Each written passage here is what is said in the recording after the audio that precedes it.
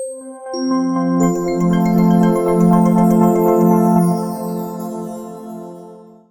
l'occasion de la conférence du professeur Laurent Mautron, intitulée Prototypes et variations de l'autisme adulte, le rôle de la certitude clinique, iMind a eu le plaisir de réaliser une interview exclusive. Psychiatre et chercheur de renommée internationale, Laurent Mautron est professeur à l'Université de Montréal.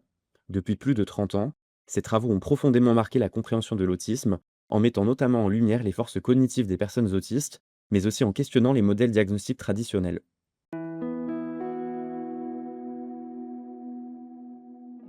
Professeur, bonjour. Vous avez récemment reçu le prestigieux prix ACFAS Léo Parizeau, qui récompense l'excellence et le rayonnement de travaux en sciences biologiques et en sciences de la santé. Ce prix souligne notamment l'ampleur de vos travaux sur l'autisme. Vous avez en effet abordé de nombreux aspects de cette condition, en explorant à la fois les mécanismes neurocognitifs, les outils diagnostiques et l'évaluation clinique à différents âges. Votre recherche touche aussi l'intervention précoce, la génétique et l'imagerie cérébrale. Pouvez-vous nous décrire les grandes étapes de votre parcours académique et ce qui a marqué votre orientation vers une approche pluridisciplinaire?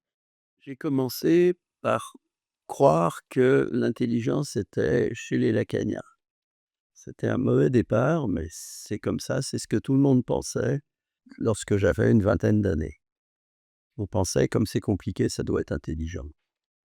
Donc j'ai passé pas mal de temps à essayer de comprendre ça. J'ai gaspillé probablement 10 ans de ma vie à essayer de comprendre ces affaires-là. Ça a quand même eu certains bénéfices. J'étais donc en plein dans la mouvance psychanalytique ordinaire des années 70. J'étais évidemment sur un divan, enfin je faisais tout comme il fallait, quoi. Alors après j'ai fait une crise, j'étais en linguistique aussi et je trouvais que Lacan, il détournait le langage d'une certaine façon, puis je trouvais aussi qu'il comprenait ou sans plus gravement, il connaissait pas la philosophie anglo-saxonne du langage, Wittgenstein, des gens comme ça qui parlaient beaucoup plus brièvement et de façon plus admirable.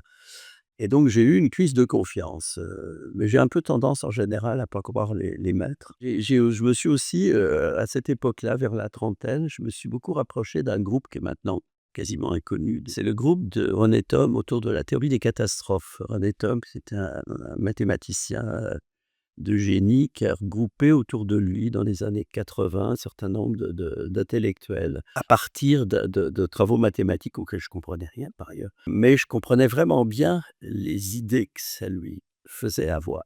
On était vraiment sur la même longueur d'onde. J'ai eu une espèce de collaboration avec, ce gars-là et j'ai aussi été très, très influencé là aussi en fait, en ne comprenant pas tout, mais on n'a pas forcément besoin de comprendre complètement les gens qui vous influencent, par quelqu'un qui est maintenant d'un âge canonique, qui s'appelle Jean Petitot.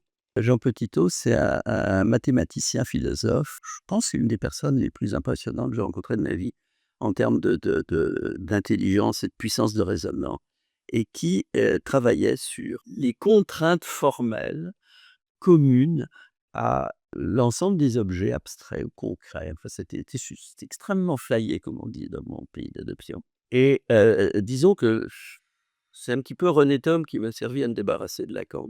Puis après, j'ai vu que je pouvais pas pousser ça très, très loin. J'ai fait quand même un gros papier qui résume des années de travail, qui résume mon PhD aussi, sur, un peu ce que j'arrivais à tirer de la théorie des catastrophes pour la compréhension de l'autisme. Pour mon rapport à l'autisme, je suis revenu à la linguistique, après mes études de médecine, en même temps que mes études de psychiatrie, dans ces coins-là, parce que je faisais des remplacements et je voyais des enfants autistes, dans un établissement qui, voyait recevait des enfants autistes, sourds et ou aveugles et ou autistes, et ça m'a immédiatement apparu que le bourgeon de la théorie lacanienne qui s'occupait de l'autisme, en fait, il y a très peu de gens chez les lacaniens qui s'étaient intéressés à ça. Il y en a 2 là qui continuent le combat un petit peu dans l'isolement général là, actuellement là. Mais à l'époque, il y avait du monde comme ça et ça me paraissait complètement à côté de la plaque. Autant les spéculations intellectuelles de Lacan pouvaient, avoir un certain intérêt, autant l'application à la chose même qu'était l'autisme me paraissait complètement à côté de la plaque. J'ai eu un espèce de coup de foudre pour l'autisme en entendant des enfants qui étaient à la période que les autistes prototypiques ont en fait seulement pendant 1 an à peu près, donc quand ils arrêtent la période non verbal et puis qui commence à démarrer le langage, où il y a le langage stéréotypé, l'écolalie, la version pronominale et tous ces trucs-là, qui sont en fait assez brefs et puis qui finissent en général, qui s'estompent, hein, c'est un peu un arc-en-ciel et à un moment donné, on le voit plus. Je me suis dit: «Bah, je vais essayer de comprendre ça dans ma vie», parce que c'était intéressant, puis parce que c'était compliqué, puis parce que, aussi parce qu'il y a forcément des trucs d'ego un peu là-dedans. Je me disais, «Je pense que je cherche quelque chose là-dedans parce que j'ai l'impression que les autres, ils comprennent rien». Peut-être un léger goût de la compétition, intellectuelle, je me suis un peu un terrain vierge si vous voulez. Je que alors il faut dire que dans ces années-là, il était tout à fait possible d'avoir lu la totalité de ce que s'écrivait, sur l'autisme, ce que j'ai fait. Donc j'ai lu à peu près, autour de 30-35 ans là, à peu près tout ce qui s'écrivait en autisme, sauf des trucs extrêmement techniques et je suis tombé enfin sur la théorie de Jutta Fried, qui disait en gros que les autistes, ils peuvent pas avoir un problème avec la perception. Pourquoi? Parce que ils sont capables de reproduire des choses avec une extraordinaire précision. En particulier, c'était l'époque où une psychologue anglaise qui s'appelle Lorna Self avait trouvé le cas Nadia, qui était une petite Ukrainienne, qui à 4 ans décidait des chevaux vus de 3/4, qui était très, très connue à l'époque. Maintenant, c'est un peu oublié et c'était vraiment extraordinairement spectaculaire. Enfin, c'est très compliqué de décider un objet qui a des courbes de 3/4 et elle, elle faisait ça spontanément. Et alors, Jutta Fried, qui était vraiment la personne, je pense, qui avait la pensée la plus profonde sur l'autisme au niveau cognitif à l'époque. Elle disait: «Bah, la perception est forcément normale».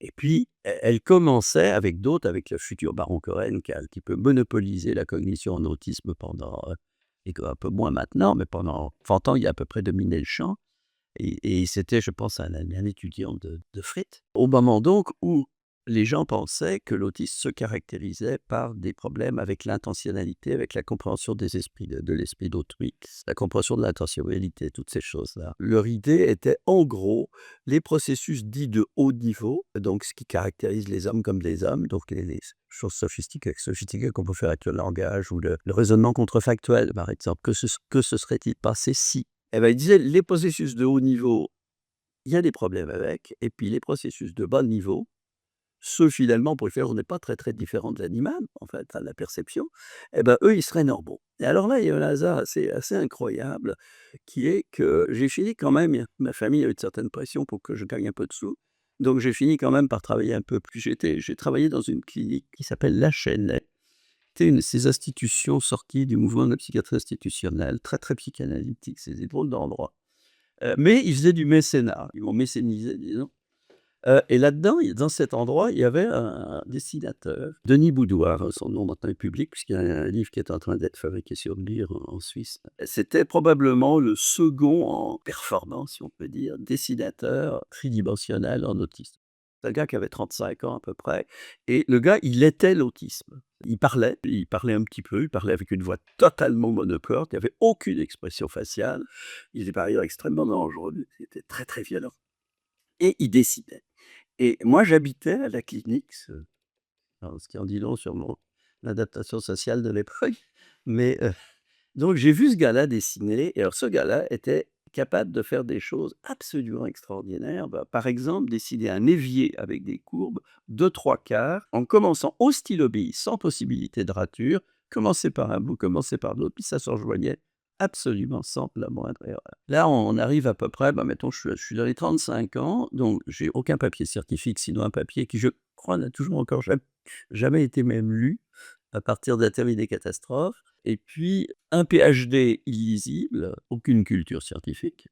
Au bout du compte, à 35 ans, j'étais quand même totalement dans les sciences humaines, philosophie du langage. Donc ça paraissait mal parti pour faire de la science. Puis alors là, deuxième décision intérieure, je me suis dit que j'allais travailler sérieusement sur l'autisme. Je suis pas équipé. Je suis retourné aux études une autre fois. Donc, je pense que j'en étais à ce moment-là, à ma 17e année d'université. C'est commencé à faire un peu long. Il y avait toujours pas de beurre dans les épinards. Donc j'ai fait un DEA en neuroéthologie, donc pour faire des stats, pour faire du quantitatif. Je suis à Toulouse, c'est et puis là, j'ai commencé à faire des expériences de psychologie cognitive avec ce gars-là. Donc j'ai fait une cinquantaine d'expériences, de la psycho-expé. C'est-à-dire On change les conditions de départ, on regarde comment il dessine ça, et cetera, pour essayer de comprendre. J'ai fait ça pour à peu près 2 ans, sans aucune intention de faire quoi que ce soit, de publier ou autre. C'était juste, je sais pas, c'était intéressant. Alors après, il y a eu comme des beaux hasards comme ça dans ma vie parce que, comme j'avais fait un DEA et j'ai défendu mon DEA, puis dans le jury du DEA, il y avait une très grande madame qui s'appelait Jacqueline Nadel, qui est une personne qui est maître de recherche au CNRS, qui a maintenant, va avoir 80 quelques années, hein, mais travaille toujours et qui est inarrêtable. Travaille sur l'imitation, un sujet comportemental et elle trouvait que je disais des trucs intéressants et puis elle m'a prêté des machines, un peu, elle m'a prêté des machines pour faire de la perception visuelle. Résultat, j'en arrive avec mes 50 expés, puis j'essaie de comprendre à partir de là, comment juste ce gars-là peut arriver à faire ce truc que les humains n'arrivent pas à faire. Alors encore un autre hasard bizarre dans ma vie, je présente une affiche scientifique. Mon CV se réduisait à l'époque à un article et une affiche. Je suis invité par Nadel, je présente mon affiche sur le dessinateur prodige. Je suis invité au Canada pour être prof. J'avais un PhD, je voulais enseigner. Je vais enseigner au Canada. Je vais là-bas, puis là, je rencontre ma femme, qui est toujours ma femme, qui est grande chercheure en imagerie maintenant, elle travaille sur les débuts de l'Alzheimer. Et puis, je fais des confs là-bas, elle dit: «C'est vraiment intéressant, mais vraiment, qu'est-ce que c'est mal fait. Faut tout recommencer». Alors, comme elle, c'était une scientifique pure et dure, elle était en postdoc à l'époque, et cetera. Je la ramène en France, puis on recommence tout. C'est-à-dire 50-60 manip. On fait ça dans les meilleures conditions, on prend des sujets contrôle comme il fallait faire. Enfin, on fait de la science, ordinaire. Et puis, en sont sortis 2 papiers qui ont immédiatement intéressé, mais alors vraiment tout le monde. C'était comme parce qu'on disait: «Il y a quelque chose dans la perception» et à ce moment-là, bah, c'était un peu le début d'une fermeture éclair. À partir de là, j'ai continué cette chose-là. Après, pendant les 10 ans qui a suivi ça, le papier est sorti en 93, Jutta Fried a tout de suite dit: «C'est important» parce qu'elle a vu que c'était l'autre direction que les processus de haut niveau.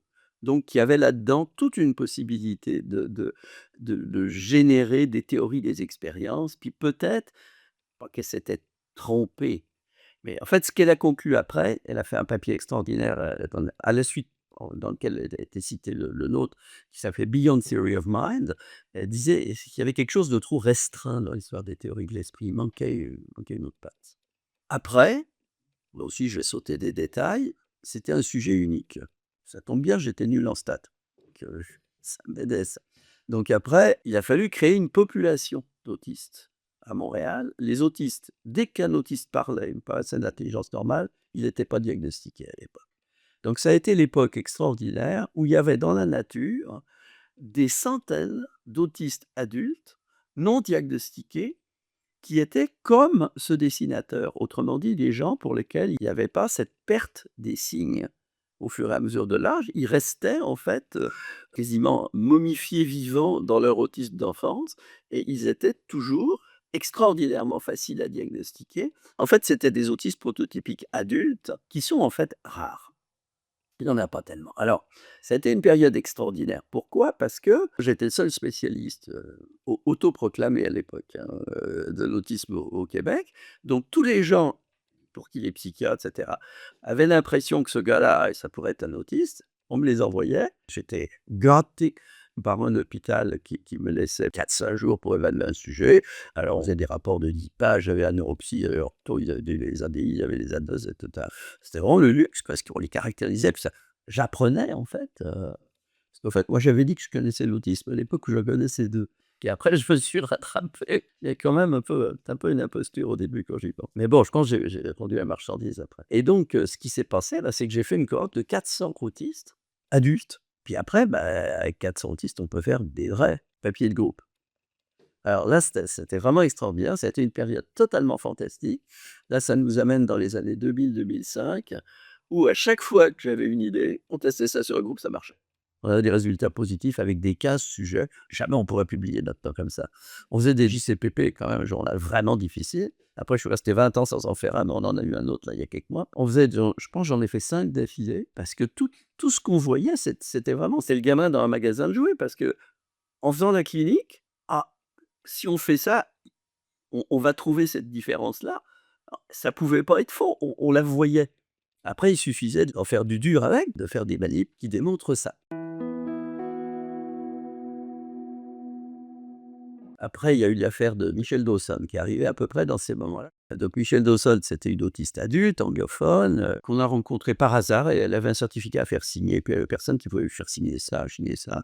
On a discuté de fil en aiguille, je me suis rendu compte que c'était quelqu'un de un peu, je dirais, d'anormalement intelligent. Dans le sens que c'était quelqu'un d'une espèce de clairvoyance qui reste toujours autant hallucinante après 20 ans.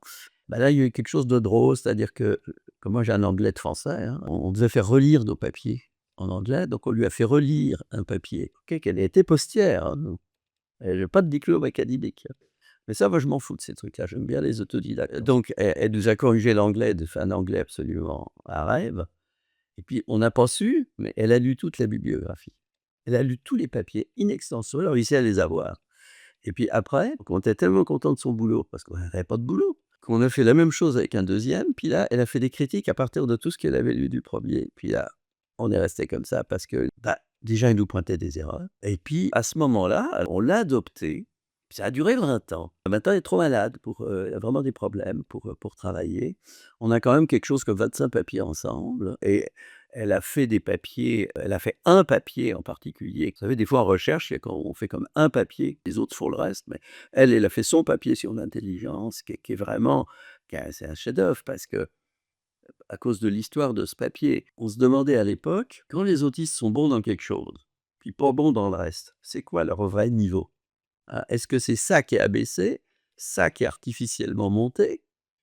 C'est la grande question, hein. Les pics d'habilité comme mon dessinateur, il n'était pas capable de faire grand-chose d'autre que dessiner. Michel, elle n'a jamais été capable de passer des diplômes académiques, mais elle réfléchissait sur sa condition d'autiste.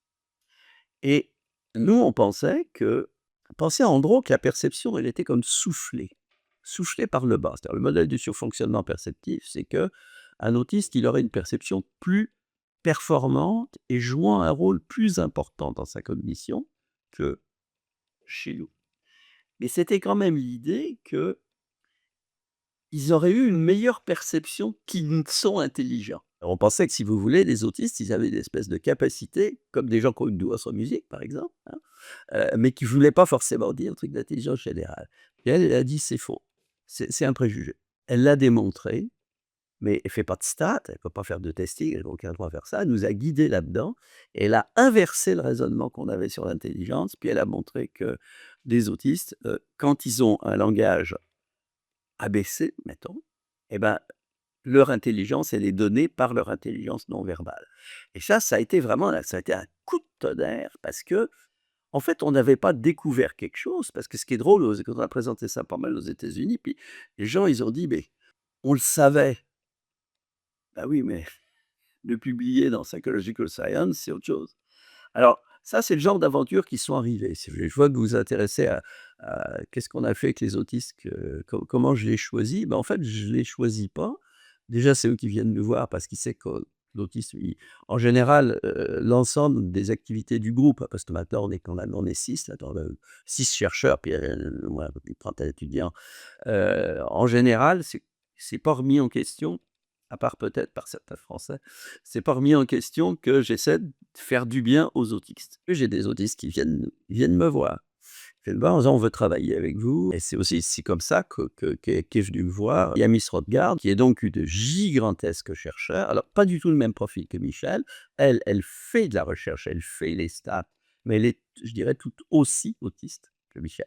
Donc en fait, c'est des gens qui viennent me voir, puis qui viennent nous voir et qui se sentent en résonance avec l'image qu'on fait de l'autisme. Il y a quelque chose de profondément différent, mais en même temps, l'enjeu, c'est de les conserver dans l'humanité. C'est ça qui m'intéresse et il y a toujours cette espèce de catch 22, enfin, si on insiste sur la différence, on les sort de l'humanité. Si on insiste sur l'humanité, eh ben, il y a plus de différence. C'est toujours extraordinairement délicat quand on parle de groupement humain, mais puis moi, en général, j'ai pas peur d'analogies qui sont, fortes. Par exemple, l'égalité entre les noirs et les blancs, c'est pas en disant que les noirs sont blancs.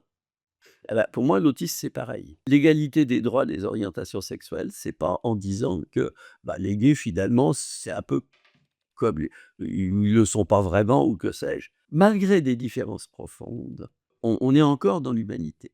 Donc c'est l'idée d'une humanité plurielle et non pas diverse. Dans la neurodiversité, toutes les différences s'équivalent. Alors que ce que j'essaie de savoir, moi, c'est quelle est la sorte de différence de l'autisme.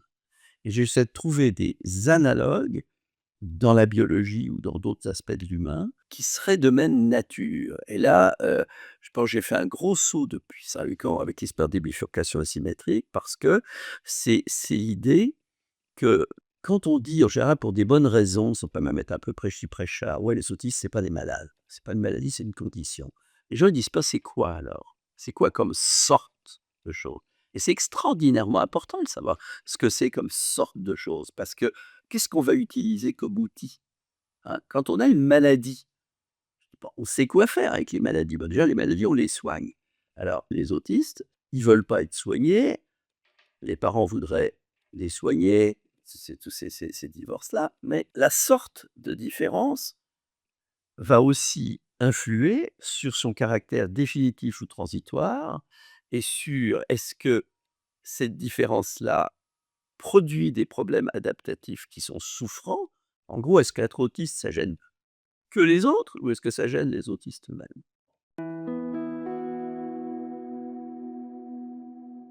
Il y a un point qui a été vital, moi, dans ma trajectoire intellectuelle, c'est qu'au début, les quelques remplacements que je faisais de quotidien, je travaillais en surdité. J'ai travaillé donc avec des sourds profonds et j'ai découvert le langue des signes des sourds profonds à l'époque où il y avait l'histoire des implants cochléaires. Déjà, ce qui était très frappant à l'époque, c'est que les implants cochléaires, ça marchait pas.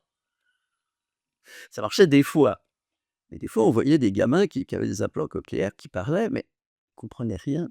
Si ça avait fonctionné parfaitement, probablement, ma position aurait été différente. Mais on disait: «La langue des signes, ça les empêche de parler comme nous» et puis le parler comme nous, il marchait pas. Et puis moi, j'avais vu des trucs qui m'avaient énormément marqué, c'est quand on voit des sourds adultes ensemble qui se parlent. Ils sont vraiment bruyants, ils s'entendent pas. Donc par exemple, quand des sourds qui se racontent un accident de voiture, c'est totalement extraordinaire. Je dis: «Ils rigolent, mais ils le refont 3 fois» et cetera. Je disais: «Mais l'importance du handicap et la différence, bah, c'est plus on est sourd profond, vous savez, mieux on apprend le langage gestuel. Ceux qui sont entre les 2, ils ont plus de problèmes». Alors, tout ça pour moi, c'était très, très important par rapport à l'autisme parce que ça me disait qu'il y avait des différences qui étaient gênantes pour les autres, mais des différences où il fallait qu'elles soient vraiment complètes, marquées, pour qu'on puisse les comprendre, pour qu'on puisse les décrire, et puis pour qu'on puisse accepter des grandes, grandes différences avec l'humanité ordinaire, mais qui leur sont bénéfiques. Le langage des signes, quand on y réfléchit, pour les gens qui sont minimalement linguistes ou qui connaissent les théories de Chomsky, ça montre que l'aptitude des humains à parler s'accommode avec une extraordinaire différence. Parce que quand même, c'est avec les doigts. Il y a des gens qui pensent que oui, ça c'était important, la gorge qui s'est dégagée. Oui, ok, peut-être. En attendant, un sourd, ça fait des langues des signes, puis il y a une université aux États-Unis, Gallaudet, où ils sont capables d'enseigner les maths avec la langue des signes. Donc on peut aller en abstraction très, très fortement. Donc quand même, ça veut dire que les humains, ils sont équipés pour faire des trucs. Mais selon ce qui se passe, leur capacité à faire des choses peut solidifier dans des choses extrêmement différentes selon des histoires un peu conjecturales. Plein de gens ensemble ont plus d'oreilles, vous les laissez dans une cour de récréation, vous les laissez faire et il y a une langue qui naît, ce qui est quand même complètement incroyable. Et ben ça a été pour moi extrêmement important par rapport à l'autisme parce que ça m'a montré que si vous modifiez des conditions de départ, même un petit peu, et ben, c'est pas que ça va être une maladie, c'est que ça va changer la façon dont toutes les autres conditions vont se réaliser. Alors là aussi, je peux pas rentrer trop dans l'histoire de la bifurcation asymétrique, mais juste évoquer l'histoire des analogies. Les analogies, moi j'utilise actuellement pour investiguer c'est quoi, je pense, l'autisme. Et ça fait maintenant des années que je travaille sur l'analogie avec une bizarrerie humaine qui est l'accouchement par le siège. Vous avez 3% des humains qui accouchent par le siège. 97% des humains, l'évolution a tranché. Les femmes sont faites d'une certaine façon que vaut mieux que ça se passe comme ça. Et alors, l'accouchement par le siège, c'est quelque chose de très particulier. C'est que, vu la forme d'un utérus et la forme d'un bébé, vous n'avez pas 36 façons d'accoucher. Vous en avez 2, on ne peut pas accoucher de travers. Et avant, les femmes, elles mouraient pour les sièges et les enfants aussi, c'était une hécatombe. Donc c'était à la fois ça je trouve ça fascinant par rapport à l'autisme. Ça avait un préjudice adaptatif énorme, vous pouvez même en mourir, mais ça appartient à l'espèce humaine quand même. On avait cette espèce d'idée fausse que ce qui est humain, ça doit bien marcher. Pas du tout. Il y a des trucs qui appartiennent à l'humanité, puis qui posent des problèmes, mais ça appartient quand même à l'humanité. Et en vrai, je trouve ça lumineux par rapport à l'autisme, parce que l'autisme, ça amène des problèmes. Moi, je me suis fourvoyé avec, une autre intelligence en essayant de un espèce de mouvement de valorisation que j'ai toujours d'une certaine façon maintenant, mais maintenant pour moi c'est clair que l'autisme va mettre des problèmes, essentiellement par rapport au langage. Parce que si la voix n'a aucun intérêt pour vous, la première raison de s'intéresser au langage oral, elle disparaît. Parce que ça devient juste du bruit. J'ai un rapport un peu, ambivalent avec la norme scientifique. La science est vraiment la chose que je respecte le plus au monde, mais je trouve les scientifiques foutument conservateurs et je trouve qu'il y a plein de trucs en méthodologie que les gens font parce qu'ils faisaient la même chose la veille. Vous voyez, par exemple, en autisme, il faut faire des études de groupe. Oui, il faut faire des études de groupe, mais pour ça, quand les groupes, ils sont pas tout à fait pareils les uns les autres, quand il y a une certaine hétérogénéité, les études de groupe, elles sont un peu viciées à la base. Parce que, ou alors, on choisit des sujets pour être tous identiques et on vous dit que vous avez un biais parce que vous les avez choisis, ou vous faites du random assignment, résultat, vous ne trouvez plus rien. Bon, alors, où est-ce qu'on se situe? Moi, je pense que les cas uniques, correctement faits, c'est-à-dire pendant 2 à 3 ans sur la même personne, j'en ai fait, je pense, 11 différentes. J'ai fait à peu près tous les calculateurs de calendrier, dessinateurs, musiciens, etc. Parce qu'à chaque fois, c'était des autistes vraiment extrêmes, donc il n'y avait pas de doute, l'hétérogénéité, on l'oubliait. Et puis je partais de l'idée que si c'est vrai pour lui, ça doit être vrai pour d'autres. Alors, de la même façon, moi, ce qui m'intéresse, à part l'autisme, c'est la singularité du vivant. Moi, quand j'étais petit, j'étais dans les insectes. J'étais totalement fou avec les coléoptères et j'étais totalement fasciné par le fait qu'il pouvait y en avoir plusieurs d'une même sorte et puis que quand vous travaillez en entomologie, vous voyez la classification des insectes. Les insectes, ça vous donne une idée des transformations développementales qui est quand même pas piqué des vers, c'est le cas de le dire. Entre une chenille et puis un papillon, il se passe quelque chose, hein. Bon, et puis nous, on parle de transformation développementale, mais bon, sauf que dans les insectes, vous avez ceux où la larve, elle est comme l'adulte, puis ceux où la larve, elle est pas comme l'adulte. Eh ben, mettons, si on devait comparer l'autisme, enfant puis adulte, c'est auquel des 2? Moi, je fais des analogies. C'est-à-dire, je cherche des bouts de vivants qui fonctionnent d'une certaine façon, pour des raisons un peu conjecturales, on peut faire des lois facilement, mettons, sur un bout de vivant. Puis après, hop, ça, pour moi, ça se met un peu automatiquement. Ça marche aussi pour ça. Et l'histoire de l'accouchement par le siège, je pense, moi, j'ai eu comme 3-4 idées dans ma vie, mais je pense que c'est peut-être mon idée qui peut avoir le plus de conséquences. Parce que ça sort complètement de la pathologie psychiatrique, ça remet ensemble la possibilité d'en mourir ou disons d'avoir des problèmes très, très graves et l'absence totale de biomarqueurs. Ça, c'est fondamental parce qu'un bébé qui accouche par le siège, une fois qu'il est né, c'est un bébé. Il est totalement normal. C'est sûr que ça me met complètement en porte-à-faux avec la neurobiologie. Enfin, non, en fait, en même temps, je m'associe tout le temps avec ce monde-là, mais avec maintenant le mainstream en neurobiologie qui est on va trouver la cause de l'autisme. Moi, je ne pense pas qu'il y a une cause. Dans certains cas, c'est un contexte qui est polarisé. C'est ça qui va créer la différence du devenir. C'est pas une cause à proprement parler. Et pour moi, c'est ça l'idée de l'autisme. C'est qu'on a quelque chose qui est relativement caractérisé, mais qui peut être probablement déclenché à un moment donné par des variations extrêmement minimes et peut-être biologiquement non significatives. Alors ça, c'est sûr que ça fout un sacré bordel parce que c'est pas du tout comme ça que les gens pensent. Et ce qui me fascine dans la comparaison avec la présentation par le siège, c'est qu'à la 25e semaine, le bébé, s'il se trouve un peu plus par là, bah, à 2 jours près, il se trouve le cul le 1er et il peut plus se retourner. Hop, trop tard, ça va être un siège. Ça veut dire qu'il y a pas de cause. Il y a 2 facteurs de prédisposition. Il y a les utérus trop petits, bah, ça veut dire qu'il va être coincé trop vite, ou les utérus trop larges, parce que ça veut dire qu'il va avoir plus de temps pour se retourner, donc il a plus de chances de se retrouver quand il est gros, dans une position où il peut plus se tourner. Vous voyez l'idée? Donc, oui, il y a une cause.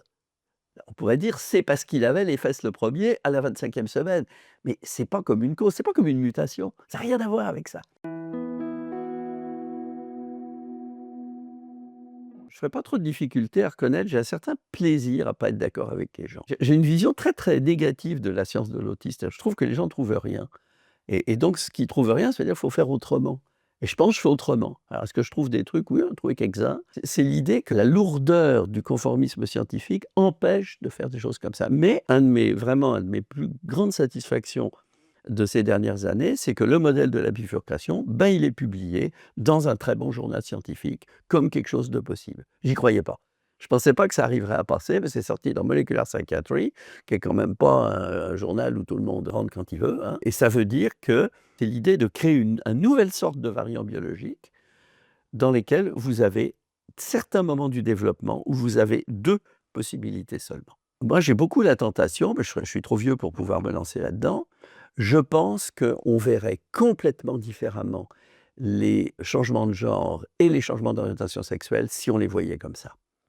Et que je pense qu'en fait, ce serait beaucoup plus authentiquement respectueux que le discours actuel, malgré que le discours actuel, souvent, est très défensif, politique, et cetera. Vous savez, on a sorti, par exemple, l'homosexualité du DSM, mais vous savez que les gays, ils disaient: «Si, si, c'est biologique», parce que c'était contre l'ABA de l'époque.